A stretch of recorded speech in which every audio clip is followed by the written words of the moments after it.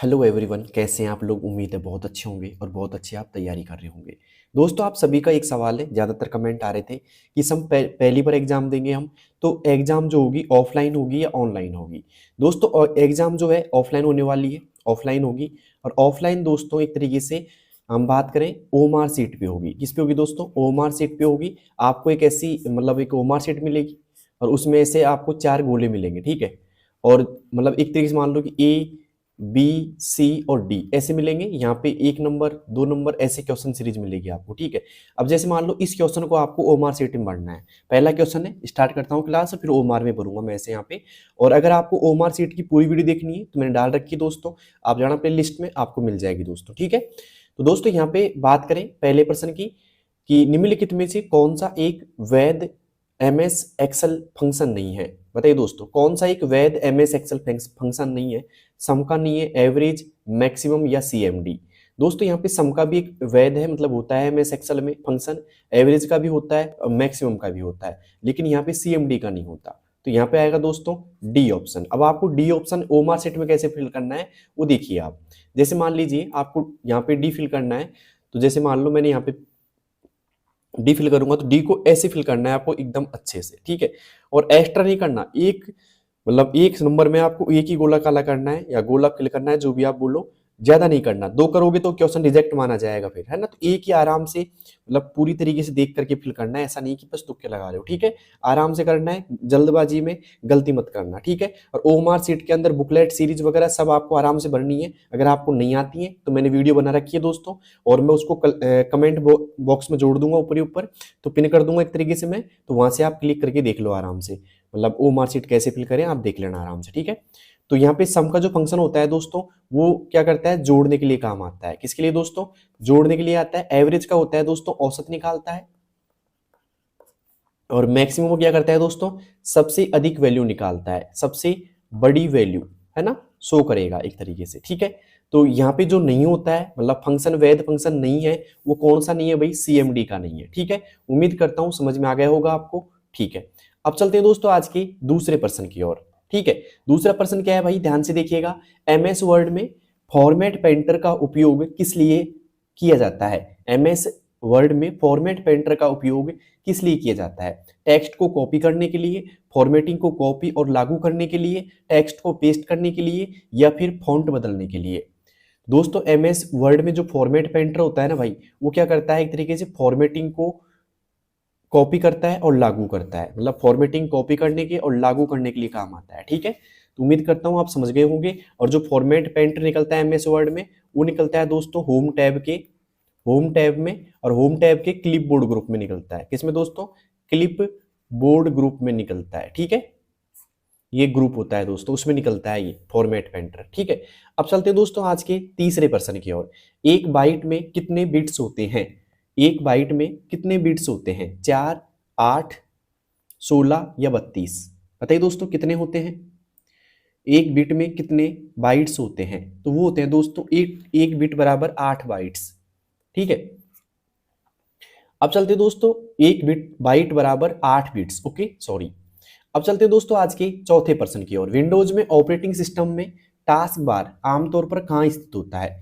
Windows operating system में task bar आमतौर पर कहाँ स्थित होता है? स्क्रीन के ऊपर, स्क्रीन के बीच में, स्क्रीन के नीचे, या स्क्रीन के दाईं ओर? अगर आपको आता है तो आप बता सकते हैं जल्दी से मुझे। देखिए दोस्तों, जैसे मान लीजिए आपके पास में एक मॉनिटर है। क्या है दोस्तों? मॉनिटर है। और ये मॉनिटर आपको दिख रहा होगा सामने, ऐसे ऐसे ही होता है दोस्तों। यहाँ पे ये मान लेते हैं आपका सीपीयू होता है भाई, ठीक है। अब बात करें दोस्तों हम, तो ये स्क्रीन है दोस्तों। क्या है दोस्तों? ये पूरी जो आपको दिखाई दे रही है यहाँ पे, ये आपकी क्या है दोस्तों? SCREEN स्क्रीन है, ठीक है। अब जो टास्क बार होता है ना भाई, टास्क बार होता है ऐसे, कैसे स्क्रीन के ऐसे एक पट्टी नजर आती है आपको, ऐसे, ठीक है। मतलब ये क्या हो जाएगा दोस्तों? डेस्कटॉप की स्क्रीन हो जाएगी। स्क्रीन को क्या बोलेंगे हम? डेस्कटॉप बोलेंगे। क्या बोलेंगे दोस्तों? डेस्कटॉप बोलेंगे, डेस्कटॉप, ठीक है। लेकिन जो नीचे की जो ये इसकी पट्टी है ना, ये जो पट्टी वाला ये जो सिरा होता है, इसको हम बोलते हैं दोस्तों टास्क बार। क्या बोलते हैं दोस्तों? टास्क बार बोलते हैं, ठीक है। और इस जगह पे होता है दोस्तों स्टार्ट बटन। क्या होता है दोस्तों इसमें? स्टार्ट बटन बोल सकते हो आप, START, स्टार्ट बटन, ठीक है। इस जगह पे होता है जो शो होता है यहाँ पे। और जो यहाँ पे ऐसे छोटे छोटे जो ऐप दिखाई देते हैं डेस्कटॉप पे, उनको बोलते हैं दोस्तों आइकन्स। क्या बोलते हैं दोस्तों? आइकन बोलेंगे, ठीक है। तो सवाल आएगा, विंडोज में ऑपरेटिंग सिस्टम टास्क बार आमतौर पर कहाँ स्थित होता है दोस्तों? स्क्रीन के नीचे होता है दोस्तों। और स्क्रीन को क्या बोलते हैं हम? डेस्कटॉप। तो सीधा बोल सकते हैं डेस्कटॉप के नीचे होता है दोस्तों, ठीक है। तो चौथे में आएगा दोस्तों, क्या आएगा? सी ऑप्शन, स्क्रीन के नीचे। उम्मीद करता हूं समझ गए होंगे आप। अब चलते हैं दोस्तों आज के 5वें प्रश्न की ओर। आईपी एड्रेस का पूर्ण रूप क्या है? इंटरनेट प्रोटोकॉल, इंटरनेट प्रोवाइडर, या इंट्रानेट प्रोटोकॉल, या इंफॉर्मेशन प्रोटोकॉल? बताइए दोस्तों क्या होगा आईपी एड्रेस का पूरा नाम?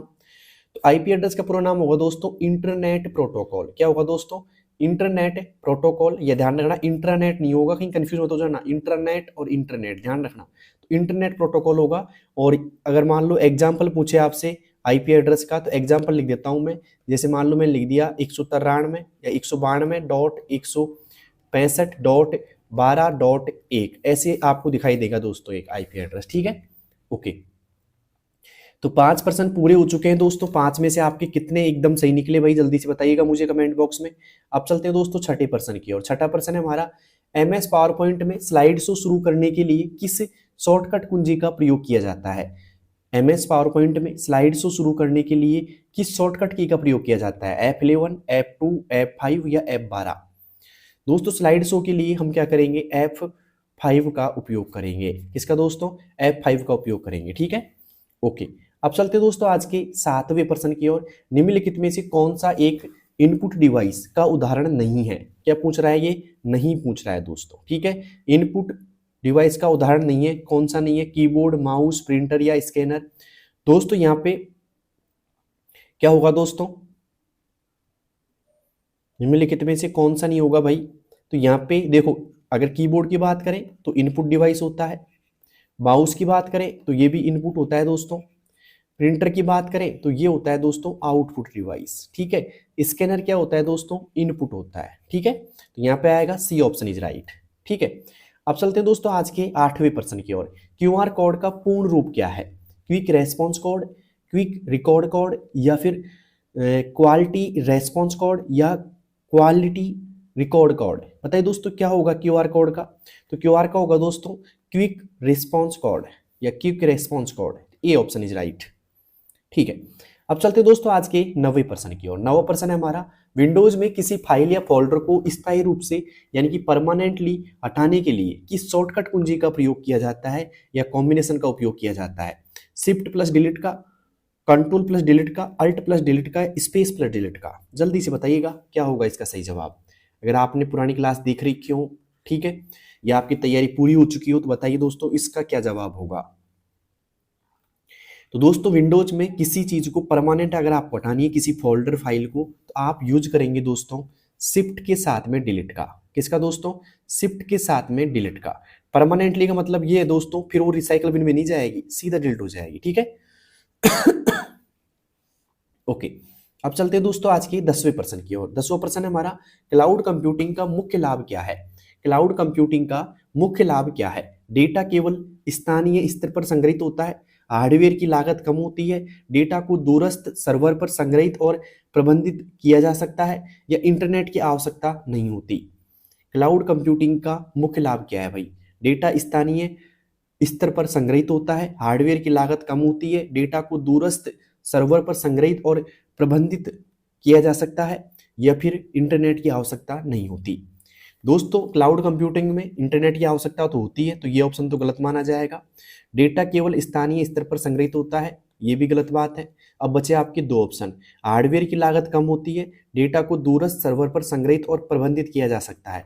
बताइए दोस्तों दो ऑप्शन बचे, दोनों में से आप क्या सही करना चाहोगे इनमें से? तो देखो हार्डवेयर की लागत कम होती है, ये भी गलत बात है, लेकिन यहाँ पे ये सही है दोस्तों, डेटा को दूरस्थ सर्वर पर संग्रहित और प्रबंधित किया जा सकता है, ठीक है। मतलब सीधी सी बात है, ऑनलाइन आप फाइल स्टोर कर सकते हो। और क्लाउड कंप्यूटिंग का एक तरीके से मैं आपको एक एग्जाम्पल दूं तो वो है दोस्तों गूगल ड्राइव, ठीक है, वन ड्राइव भी आप बोल सकते हो, गूगल ड्राइव भी है। ठीक है, तो 10 में से आपके कितने सही हो चुके हैं भाई, जल्दी से बताइएगा मुझे। अब चलते हैं दोस्तों 11वें प्रश्न की ओर। अगर क्लास पसंद आ रही है तो आप उन बच्चों के पास शेयर करो जिनकी एग्जाम है दोस्तों RSCIT की, ठीक है, सभी के पास शेयर करो जल्दी से। ओके, तो 11वां क्वेश्चन है दोस्तों, राज ई ज्ञान पोर्टल किससे संबंधित है, किस क्षेत्र से संबंधित है, स्वास्थ्य से, शिक्षा से, परिवहन से या कृषि से। राज ई ज्ञान पोर्टल किस क्षेत्र से संबंधित है, जल्दी से बताइएगा, किस क्षेत्र से संबंधित है। तो दोस्तों ये है शिक्षा से, किससे दोस्तों, शिक्षा से संबंधित है, ठीक है। ओके, अब चलते हैं दोस्तों आज के 12वें प्रश्न की ओर। निम्नलिखित में से कौन सा सोशल नेटवर्किंग वेबसाइट का उदाहरण है, बताइए दोस्तों। निम्नलिखित में से कौन सा सोशल नेटवर्किंग वेबसाइट का उदाहरण है, गूगल, अमेजन, फेसबुक या फिर विकिपीडिया। बताइए दोस्तों किसका है। तो निम्नलिखित में से सोशल नेटवर्किंग की बात की जा रही है यहाँ पे, किसकी दोस्तों, सोशल नेटवर्किंग की। तो वो होगा दोस्तों यहाँ पे फेसबुक। क्या होगा दोस्तों, फेसबुक होगा, सी ऑप्शन इज राइट, ठीक है, फेसबुक। ओके, और सोशल मीडिया से बात की जाए दोस्तों तो मेरा भी एक इंस्टाग्राम अकाउंट है, दोसा कंप्यूटर वाला, ठीक है, आप जाकर के आप उन्हें फॉलो कर सकते हो और अपनी प्रॉब्लम्स आप पूछ सकते हो मेरे से। अब चलते हैं दोस्तों आज के 13वें प्रश्न की ओर। 13वां प्रश्न है हमारा, MS एक्सेल में सेल एड्रेस A1 से C5 किसको दर्शाता है, बताइए दोस्तों। केवल सेल A1 और C5 को देखिए दोस्तों, बता देता हूं मैं आपको। ये A1 C5 क्या दर्शाएगा, इसका मतलब होता है A1 से C5 तक, ठीक है, इसका मतलब ये होता है A1 से C5 तक। तो यहाँ पे केवल सेल A1 और C5 को नहीं, ये गलत बात है। सेल A1 से C5 तक की एक रेंज को, तो यहाँ पे आएगा सेल A1 से C5 तक की एक रेंज को दर्शाएगा, ठीक है, बी ऑप्शन इज राइट। केवल सेल ए, ये गलत है, नहीं होगा, उपरोक्त में से कोई नहीं। यहाँ पे आएगा दोस्तों बी ऑप्शन, A1 से C5 तक की रेंज को, ठीक है, रेंज लिख सकते हैं हम दोस्तों यहाँ पे। ओके, अब चलते हैं दोस्तों आज के अगले प्रश्न की और अगला प्रश्न है, प्रोजेक्टर किस प्रकार का डिवाइस है।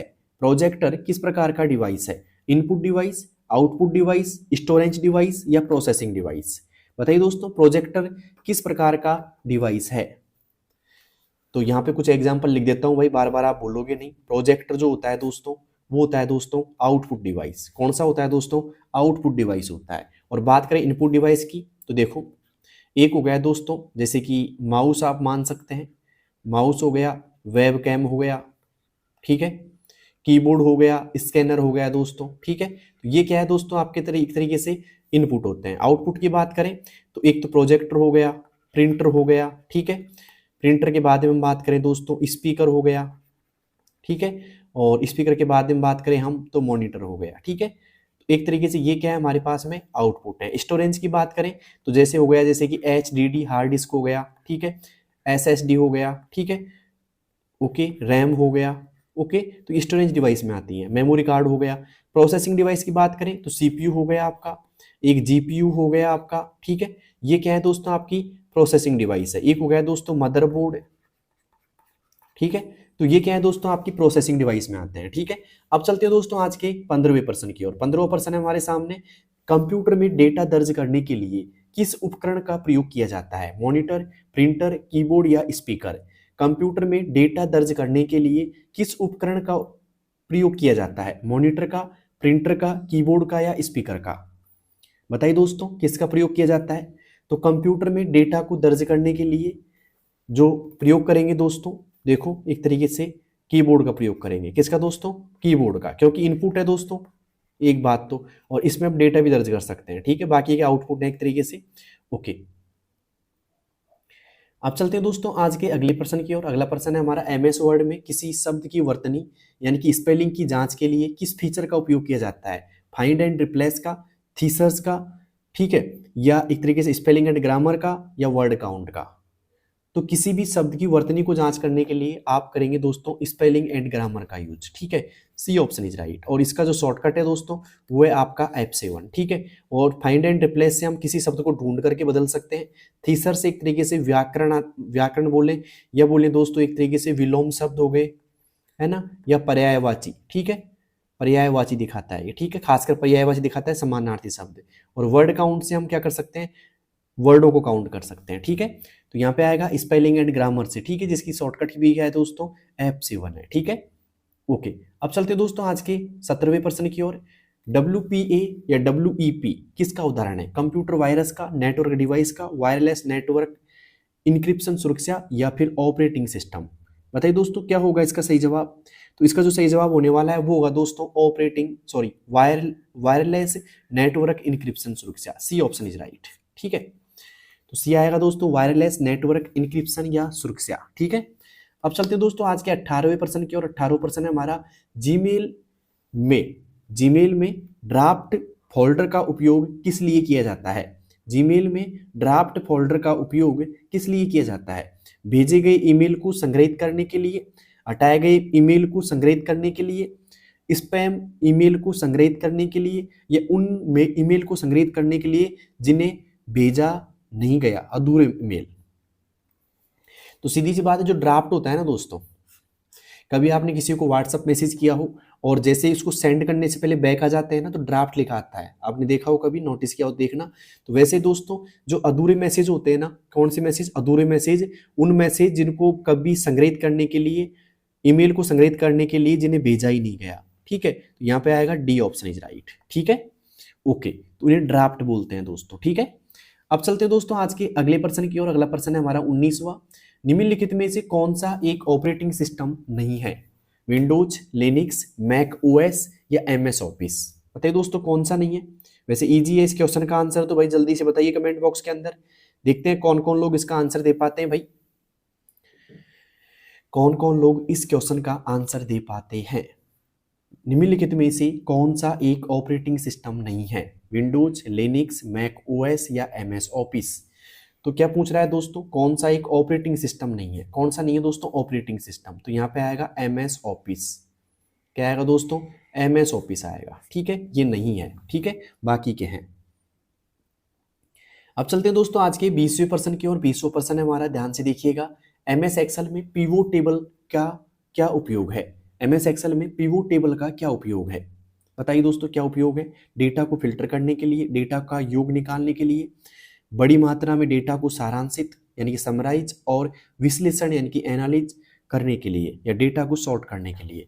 दोस्तों पिवोट टेबल जो होती है ना, वो क्या काम आती है, बड़ी मात्रा में डेटा को सारांशित और विश्लेषण करने के लिए काम आती है दोस्तों। तो सी ऑप्शन इज राइट, ठीक है। अब चलते हैं दोस्तों आज के 21वें प्रश्न की ओर। फायरवेल का मुख्य उद्देश्य क्या है, कंप्यूटर को ठंडा रखना, अनाधिकृत अनऑथराइज से नेटवर्क को सुरक्षित करना, या फाइलों को संपीड़ित करना, या इंटरनेट स्पीड बढ़ाना। दोस्तों यहाँ पे आएगा अनाधिकृत पहुंच। क्या दोस्तों, अनाधिकृत पहुंच यानी कि अनऑथराइज एक्सेस से नेटवर्क को सुरक्षित करना, ठीक है। यहाँ पे आएगा दोस्तों बी ऑप्शन इज राइट, अनाधिकृत पहुंच से नेटवर्क को सुरक्षित करना, ठीक है। अब चलते हैं दोस्तों आज के 22वें प्रश्न की ओर। 22वां प्रश्न है हमारा, कंप्यूटर की प्राथमिक मेमोरी, कंप्यूटर की प्राथमिक मेमोरी कौन सी है, hard disk, pen drive, RAM और रोम, या डीवीडी। दोस्तों प्राथमिक यानी कि प्राइमरी मेमोरी, देखो यहाँ पे हार्ड डिस्क सेकेंडरी है, पेन ड्राइव भी सेकेंडरी है, और यहाँ पे ये भी सेकेंडरी मतलब द्वितीयक मेमोरी है, जबकि ये क्या है दोस्तों प्राइमरी है, ठीक है। रैम और रोम क्या है दोस्तों, प्राइमरी मेमोरी है, सी ऑप्शन इज राइट, ठीक है। ओके, जिसमें रैम तो क्या है दोस्तों अस्थायी मेमोरी होती है, और जबकि रोम क्या होती है दोस्तों स्थायी मेमोरी होती है, ठीक है। अब चलते हैं आज के 23 की ओर, 23वीं की ओर। ईमेल भेजने के लिए किस प्रोटोकॉल का उपयोग किया जाता है, एसएमटीपी का, एचटीटीपी का, एफटीपी का, या टीसीपी/आईपी का।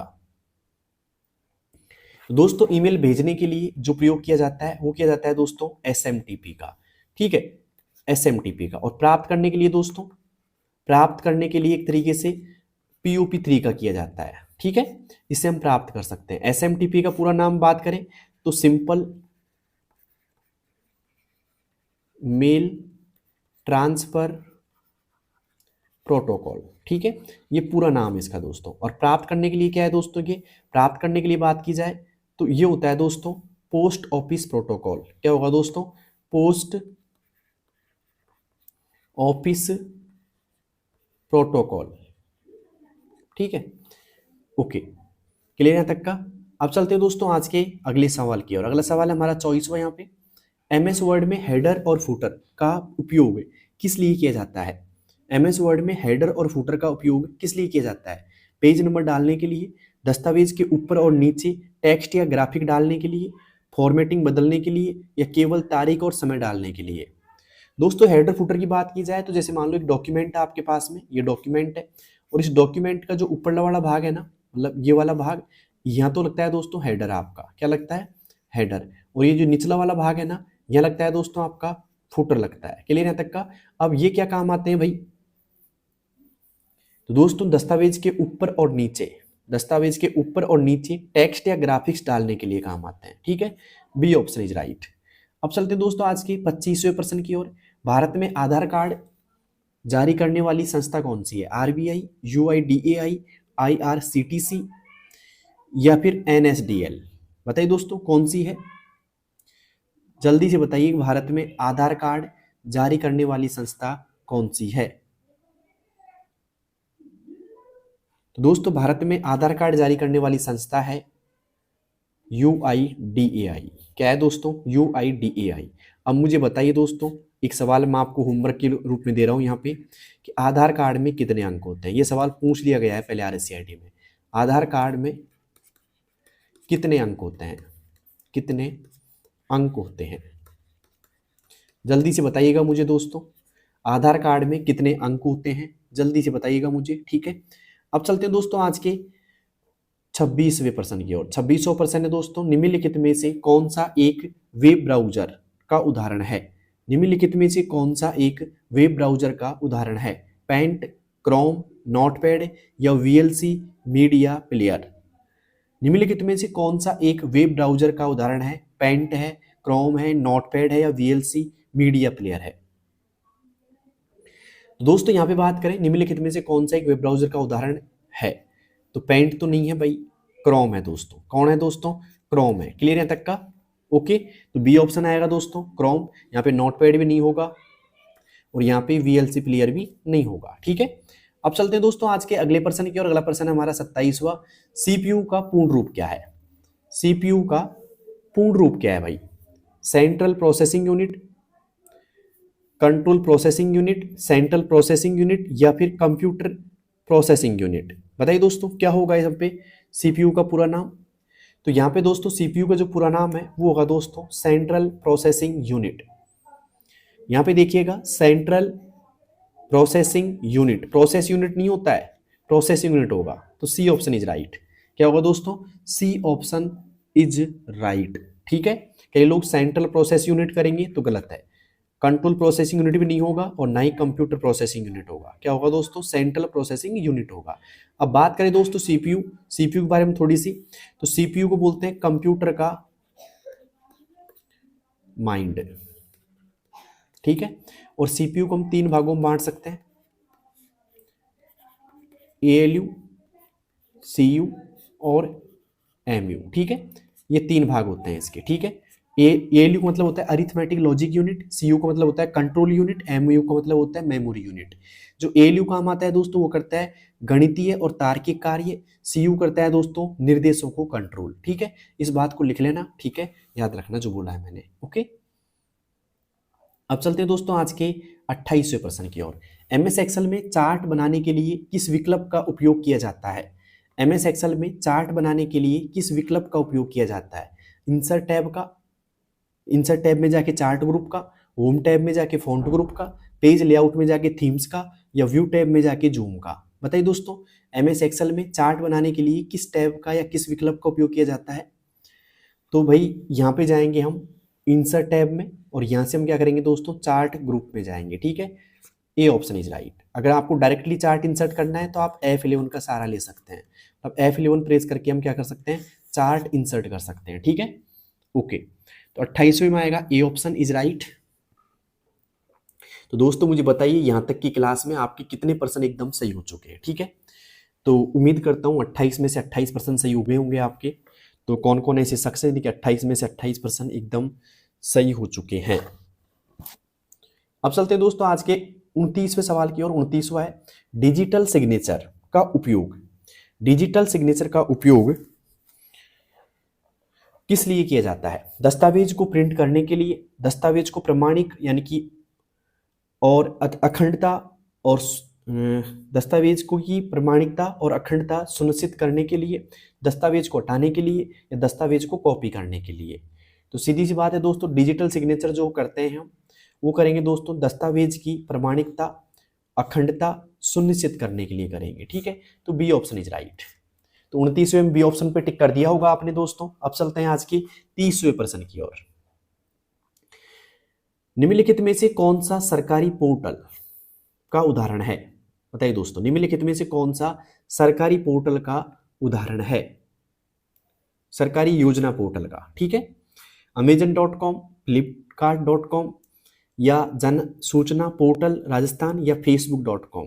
ठीक है, तो कौन सी सरकारी योजना का पोर्टल है? तो जन सूचना एक तरीके से राजस्थान क्या है दोस्तों, सरकारी योजना का पोर्टल आप मान सकते हैं। ठीक है, सी ऑप्शन इज राइट। ठीक है, अब चलते हैं दोस्तों अगले सवाल की तरफ। अगला सवाल है हमारा 31वां। MS पावर पॉइंट में एनिमेशन टैब का उपयोग क्या है?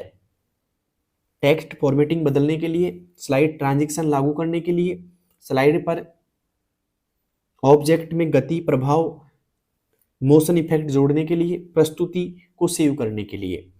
दोस्तों यहाँ पे आएगा क्या आएगा, पहले आप बताओ मुझे, देखते हैं किस किस का 31वें का जवाब सही आता है भाई। जल्दी से कमेंट बॉक्स में बताइएगा। और हाँ, इस क्लास को अभी तक अगर आपने शेयर नहीं किया उन दोस्तों के पास में जिनकी RSCIT के एग्जाम है या कोई भी कंप्यूटर की एग्जाम है, तो अभी कर दीजिए आप। ठीक है, तो यहाँ पे दोस्तों सही जवाब होगा 31वें का, वो होगा स्लाइड पर ऑब्जेक्ट्स में गति प्रभाव जोड़ने के लिए। C option is right. तो किस किस का भाई सी ऑप्शन यहाँ पे है? सी ऑप्शन किस किस ने किया है भाई इसमें, जल्दी से मुझे बताइएगा। अब चलते हैं दोस्तों आज के 32वें प्रश्न की ओर। 32वां प्रश्न हमारा है, कंप्यूटर में रिसाइकल बिन का कार्य क्या है? कंप्यूटर में रिसाइकल बिन का कार्य क्या है? स्थायी रूप से फाइलों को संग्रहित करना, हटाई गई फाइलों को और फोल्डरों को अस्थायी रूप से संग्रहित करना, कंप्यूटर को गति देना, या वायरस हटाना। दोस्तों रिसाइकल बिन का जो कार्य है ना, रिसाइकल बिन का, वह दोस्तों हटाई गई फाइलों और फोल्डरों को अस्थायी रूप से संग्रहित करना। ठीक है, मतलब जो भी आप फाइलें हटाते हो सीधा कहाँ पहुंच जाती है, रिसाइकल बिन में। और रिसाइकल बिन को हम कंप्यूटर का कचरा पात्र भी कहते हैं। क्या दोस्तों, कंप्यूटर का कचरा पात्र भी कहा जाता है इसे, डस्टबिन। ओके, कचरा पात्र भी कहा जाता है इसे। ओके, कहा जाता है। अगर मान लो आपसे कोई बोलता है कि भाई मुझे है ना फाइल को डिलीट करना है लेकिन परमानेंट हटाना है फाइल को, ठीक है, वो रिसाइकल बिन में ना जाए, मतलब कोई फोल्डर या फाइल रिसाइकल बिन में जाए बिना परमानेंट डिलीट हो जाए, तो उसके लिए आप क्या कौन सी की प्रेस करेंगे? तो दोस्तों अगर आपको परमानेंट मिटानी है, परमानेंट कोई फाइल को मिटाना है, वैसे मैं बता चुका था दोस्तों इसी क्लास में। अगर जो मैंने इस क्वेश्चन में इस क्लास में जो क्वेश्चन सॉल्व कराया था, परमानेंट मिटाने वाला या स्थायी रूप से फाइल को डिलीट करने वाला, अगर आपको याद है तो मुझे बताइए जल्दी से क्या होगा। परमानेंट मिटाने की शॉर्टकट की क्या होगी किसी फाइल या फोल्डर की? दोस्तों वो होगी कंट्रोल नहीं आएगा इसमें, शिफ्ट के साथ में। किसके दोस्तों? शिफ्ट के साथ में, शिफ्ट प्लस डिलीट का आप यूज करेंगे। किसका दोस्तों? शिफ्ट प्लस डिलीट का यूज करेंगे। किसके लिए? परमानेंट मिटाने के लिए, shift plus delete. Okay, delete की जो होती है ना कीबोर्ड में, शिफ्ट के साथ प्रेस करेंगे आप तो परमानेंट क्या हो जाएगा दोस्तों? मिट जाएगा। ठीक है, अब चलते हैं दोस्तों आज के 33वें प्रश्न की ओर। 33वां प्रश्न है, भीम यूपीआई में भीम का पूर्ण रूप क्या है? Bharat interface for money, Bharat heavy industries management, banking huge interface for money, या बाइनरी ह्यू इंटरफेस मैनेजमेंट। बताइए दोस्तों क्या होगा इसका सही जवाब? अगर आपको आता है तो जल्दी से आप बताइएगा मुझे, क्या होगा भीम का पूरा नाम? भीम यूपीआई का पूरा नाम क्या होगा भाई? जल्दी से बताइएगा, भीम का पूरा नाम क्या होगा यहाँ पे? उम्मीद करता हूँ आपको समझ में आ गया होगा ये क्वेश्चन अच्छे से। अगर अच्छे से समझ में आ गया तो जल्दी से मुझे आंसर दीजिए इसका। दोस्तों यहाँ पे भीम का जो उपयोग होगा वो होगा दोस्तों, क्या होगा? तो दोस्तों यहाँ पे आएगा भारत इंटरफेस फॉर मनी। क्या दोस्तों? Bharat interface for money. ठीक है, ए ऑप्शन इज राइट। अब चलते दोस्तों आज के 34वें प्रश्न की ओर। कंप्यूटर नेटवर्क में DOS का क्या अर्थ है? Disk operating system, denial of service, data of service, drive operating system. बताइए दोस्तों क्या होगा DOS का पूरा नाम? अगर आपको आता है तो जल्दी से दीजिएगा आंसर भाई। इसका 34 है, सेकंड लास्ट है आज का, इसके बाद में अंतिम क्वेश्चन होगा अपना। तो क्या होगा इसका सही जवाब भाई? DOS का पूरा नाम क्या होगा? अगर आपको आता है तो जल्दी से मुझे बताइएगा। Disk operating system, denial of service, data of service, drive operating system, क्या जवाब देना चाहोगे आप इसका? मुझे बताइए जल्दी से, क्योंकि मैं चाहता हूं कि आप इस क्वेश्चन का आंसर दें। ठीक है, तो कौन कौन लोग चाहते हैं कि इस क्वेश्चन का आंसर देना भाई? जल्दी से बताइएगा मुझे, क्या होगा इसका सही जवाब? DOS का पूरा नाम क्या होगा भाई? दोस्तों क्लास कैसी लग रही थी आपको? अगर अच्छी लग रही हो, समझ में आ रही हो आपको, तो अपने दोस्तों के पास जरूर शेयर करें इसको। ठीक है, तो किस किस ने अपने दोस्तों के पास शेयर कर दिया क्लास को? जल्दी से बताइएगा मुझे। और इसका आंसर किस किस ने दे दिया भाई? DOS का पूरा नाम क्या होगा भाई? जल्दी से बताइएगा मुझे। और आपकी जो क्लास है दोस्तों उसमें 35% आएंगे आपके, ये पता होना चाहिए आपको। ठीक है, ऑफलाइन एग्जाम होगी। ठीक है, तो यहाँ पे जो दोस्तों आपने दे दिया होगा आंसर, उम्मीद तो मैं करता हूँ। यहाँ पे आएगा दोस्तों डिस्क ऑपरेटिंग सिस्टम। क्या आएगा दोस्तों? डिस्क ऑपरेटिंग सिस्टम आएगा। ठीक है, ओके, डिस्क ऑपरेटिंग सिस्टम आएगा इसमें। 34वें में आएगा दोस्तों A option, disk operating system. अब चलते हैं दोस्तों आज के अंतिम सवाल की ओर। MS वर्ड 2010 में डिफॉल्ट रूप से बाय डिफॉल्ट कौन सा फॉन्ट उपयोग किया जाता है? MS वर्ड में या MS वर्ड 2010 में डिफॉल्ट रूप से या बाय डिफॉल्ट, जो बोलो आप, स्वतः ही कौन सा फॉन्ट यूज किया जाता है भाई? Aerial, themes new Roman, Calibri या वर्दाना? ठीक है, वैसे चारों ही फॉन्ट के नाम है, लेकिन बाय डिफॉल्ट कौन सा आता है भाई? कैलेबरी आता है दोस्तों। कौन सा आता है भाई? कैलेबरी आता है बाय डिफॉल्ट। ठीक है, कैलेबरी बाय डिफॉल्ट आता है फॉन्ट। और फॉन्ट साइज की बात करें दोस्तों, फॉन्ट साइज क्या होती है? तो बाय डिफॉल्ट जो होती है फॉन्ट साइज की बात की जाए बाय डिफॉल्ट, तो ये होती है दोस्तों, कितनी होती है? किसी को आती है कि भाई बाय डिफॉल्ट फॉन्ट साइज कितनी होती है? तो वो होती है दोस्तों 11। कितनी होती है दोस्तों? 11 होती है। क्लियर यहाँ तक का? ओके, 11 होती है, ध्यान रखना इस चीज का, कई बार पूछ लिया जाता है। और एक होता है दोस्तों फॉन्ट साइज का ड्रॉप डाउन बॉक्स। ऐसा बॉक्स देखा होगा आपने MS वर्ड के अंदर, उसके अंदर सबसे कम कितनी पाई जाती है? 8, और यहाँ पे होती है नीचे नीचे 72। तो ड्रॉप डाउन बॉक्स की बात की जाए तो यहाँ पे 8 सबसे कम होती है और 72 अधिक होती है। वैसे बात की जाए बिना ड्रॉप डाउन बॉक्स की, तो सबसे कम 1 होती है ना, मिनिमम 1 होती है सबसे, और मैक्सिमम कितनी होती है दोस्तों उसमें? मैक्सिमम होती है 1638। कितनी होती है दोस्तों? 1638 होती है। तो उम्मीद करता हूं आपको फॉन्ट साइज के बारे में पता लग गया होगा। और अब मिलते हैं दोस्तों नेक्स्ट क्लास में, तब तक के लिए बेस्ट ऑफ लक, अपनी तैयारी को बेटर करते रहिएगा। और हाँ, मैंने जो मैराथन क्लास डाली है दोस्तों, एक क्लास डाली है मैंने 1 घंटा और लगभग 47 मिनट के समथिंग क्लास है दोस्तों। मैराथन क्लास में नाम दिया है उसको, संपूर्ण RSCIT का सिलेबस है उसमें। ठीक है, आपको एक तरीके से उसका जो थंबनेल है वो दिख जाएगा। ठीक है, मैं यहाँ पे ऐड कर दूंगा थंबनेल, तो देखना दोस्तों ऐसा थंबनेल है। और यहाँ पे जो कमेंट बॉक्स है ना, उसके अंदर उसका लिंक मिल जाएगा आपको डायरेक्टली, तो वहाँ पे क्लिक करके उसको जरूर देखना दोस्तों। ठीक है, क्योंकि सारा सिलेबस मैंने कवर किया है उसके अंदर। क्लियर यहाँ तक का? तो उम्मीद करता हूँ आपको सब कुछ समझ में आ गया होगा दोस्तों। तो बेस्ट ऑफ लक, धन्यवाद, थैंक यू।